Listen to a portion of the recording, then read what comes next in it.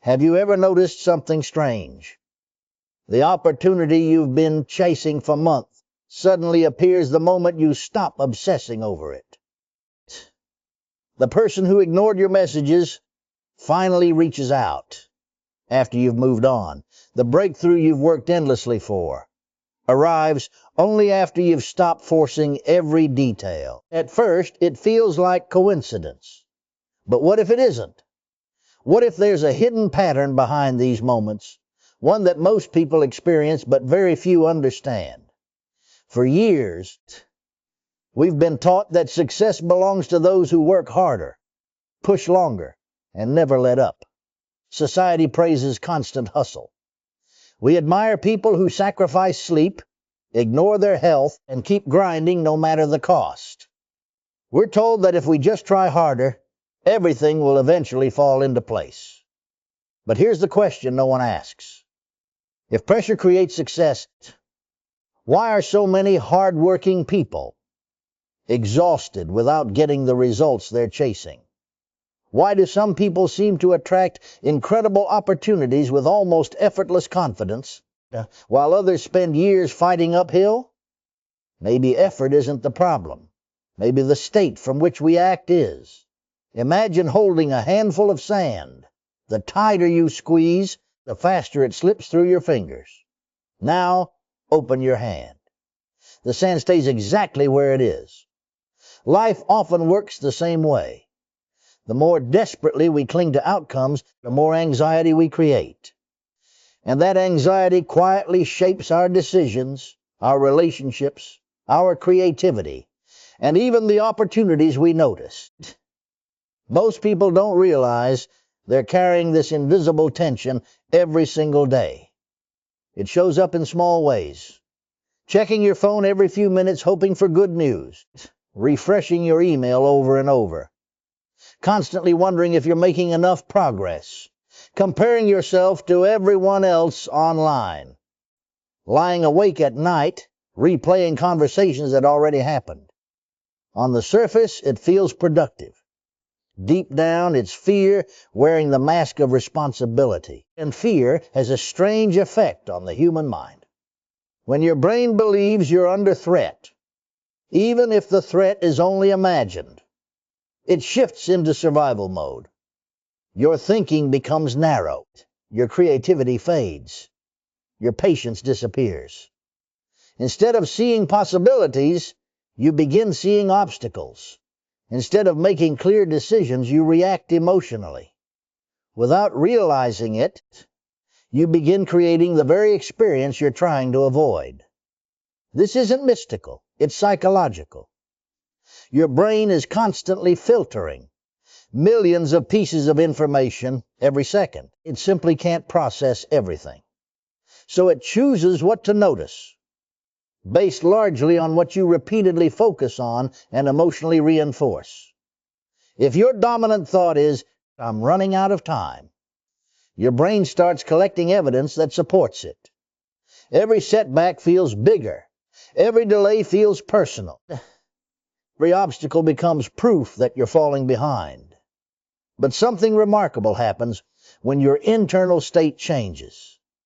The external world often appears to change with it, not because reality magically transforms overnight, but because you begin responding to reality differently.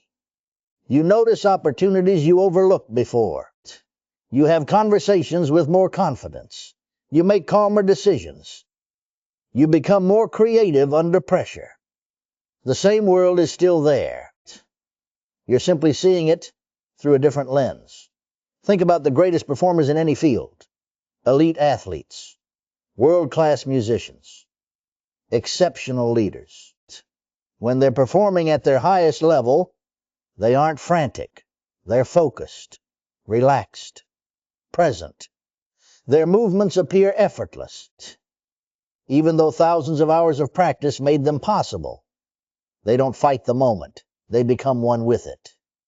This is what psychologists often describe as a state of flow, a place where action feels natural instead of forced, where clarity replaces chaos, where progress becomes smoother, because your mind isn't wasting energy resisting the present moment. Now compare that with how many of us live every day. We wake up already stressed. We immediately check notifications. We rush through breakfast. We multitask through conversation. We measure our worth by productivity. And somewhere along the way, we forget what calm feels like. We've become addicted to urgency. We believe that if we aren't worrying, we must not care enough. But what if the opposite is true? What if calm isn't weakness? What if calm is power? Think back to one of the biggest decisions you've ever made. Was your best choice made while you were panicking? Or was it made after you finally took a deep breath, stepped away for a while, and returned with a clearer mind? Most people already know the answer. Clarity almost never arrives in chaos. It arrives in stillness. That's why some of life's biggest breakthroughs happen during a quiet walk, while taking a shower, driving alone, watching the sunset. Moments when your mind finally stops gripping so tightly. Because the moment resistance begins to dissolve, space opens for insight. And insight changes everything. Over the next few minutes, we're going to explore why letting go isn't about giving up. It's not about becoming passive. It's not about abandoning your dreams. In fact, it's the exact opposite.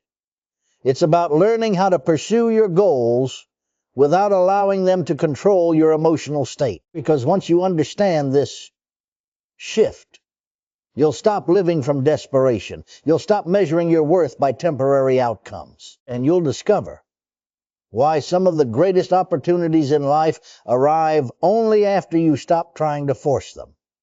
So, before we go any further, ask yourself one simple question. What goal in your life are you gripping so tightly that you're no longer giving yourself permission to breathe? Because the answer to that question might explain far more about your future than you realize. Let me tell you a story. A man spent nearly 3 years building what he believed would become the biggest opportunity of his life. Every morning he woke before sunrise. He worked late into the night. His weekends disappeared. Vacations became a distant memory. Every decision revolved around one question: will this help me reach my goal? At first, he felt unstoppable. Every small win fueled his motivation. But over time, something changed. The excitement that once drove him slowly turned into anxiety. Every morning began with checking numbers. Every email became a source of stress. Every setback felt like proof that he was failing. Without realizing it, his dream had stopped inspiring him. It had started controlling him, and that's a dangerous place to live. Because when your happiness depends entirely on one future outcome, your present moment becomes a prison. You stop appreciating progress. You stop enjoying the process. Even your victories feel temporary, because your mind immediately moves the finish line farther away. Maybe you've experienced something similar. Perhaps it wasn't a business. Maybe it was a relationship. You replayed every conversation, analyzed every message, wondered why they hadn't replied, imagined every possible outcome. The harder you tried to make everything perfect, the more exhausted you became. Eventually, you stopped trying, not because you stopped caring, but because you simply couldn't carry the emotional weight any longer. And then something unexpected happened. The situation began to change. The conversation became easier. The opportunity appeared. The answer arrived. It almost felt as if life had been waiting for you to relax. But here's what's fascinating. Nothing magical happened. You changed. And when you changed, the way you interacted with the world changed too. This is one of the most overlooked truths about human behavior. Our emotional state quietly influences every decision we make. Think about two versions of the same person. The first wakes up overwhelmed. They're already worried before the day even begins. Traffic feels personal. Small mistakes become huge problems. Constructive feedback sounds like criticism. Every challenge confirms their worst fears. Now imagine that same person after a peaceful night's sleep, a quiet morning walk, and a few moments of reflection. The same traffic exists. The same challenges appear. But their response is completely different. They think more clearly. They speak more patiently. They notice solutions instead of problems. The world didn't suddenly become easier. Their mind became quieter. And a quieter mind is a more powerful mind. Science has shown that chronic stress changes how we think. When we're overwhelmed, our brain prioritizes survival. Creative thinking decreases. Problem solving becomes limited. We focus on immediate threats instead of long-term possibilities. That's why people under constant pressure often make decisions they'll later regret. Not because they lack intelligence, but because fear temporarily steals access to it. Confidence works differently. When you feel emotionally secure, your mind becomes flexible. You notice patterns. You recognize opportunities. You communicate with greater clarity.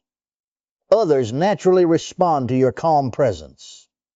Think about the people you've admired most in life. Were they constantly frantic? Did they rush every conversation? Did they panic every time something went wrong? Probably not. They carried themselves differently. There was something steady about them.